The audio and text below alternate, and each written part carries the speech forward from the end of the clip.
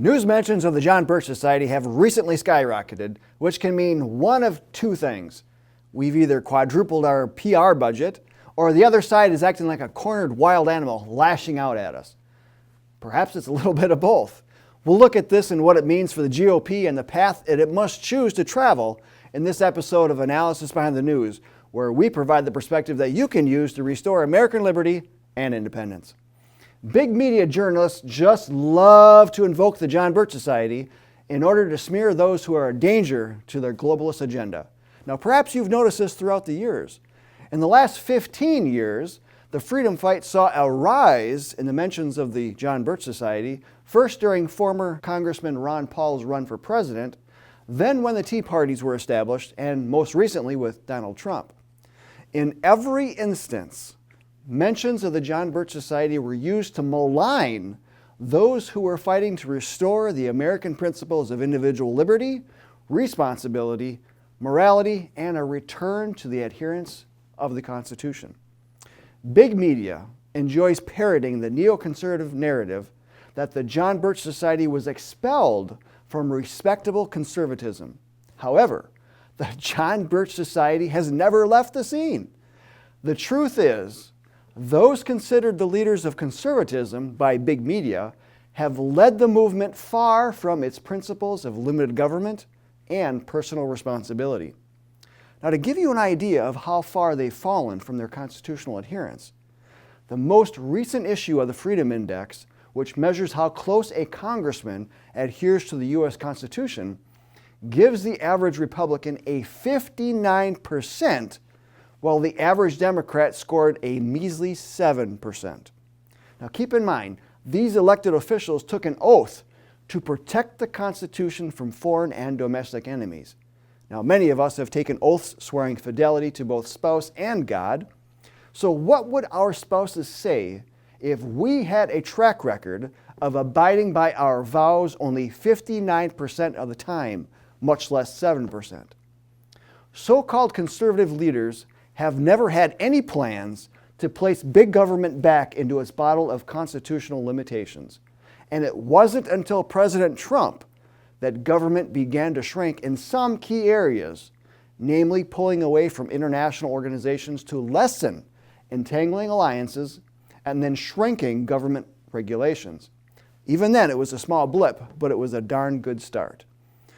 Nonetheless, what has happened to the John Birch Society, Dr. Ron Paul, the Tea Parties, and President Trump is nothing short of big government protecting itself in order to see its globalist agenda continue to be fulfilled.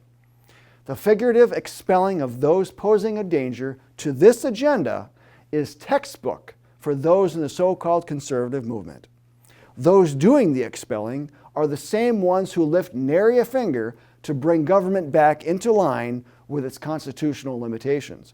Rather, they accept and even contribute to the wild spending, the moral decline, and the unmitigated growth of government.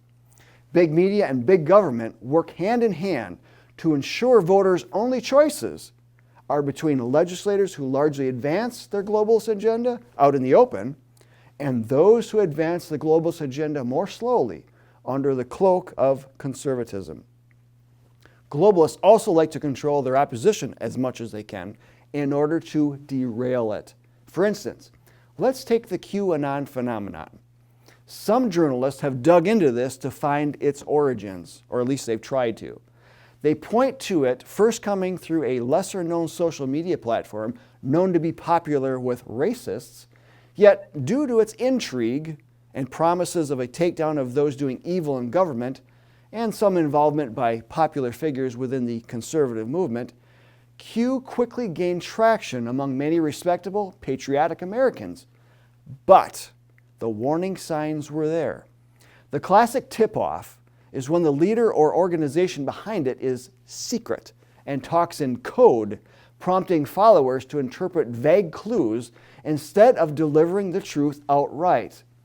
Another tip-off is when followers are asked to do nothing but trust some plan that is never revealed. That by itself is the most damaging because it essentially takes good people out of the fight from doing anything constructive. They look for a silver bullet solution that someone else can implement instead of getting active within an effective organization.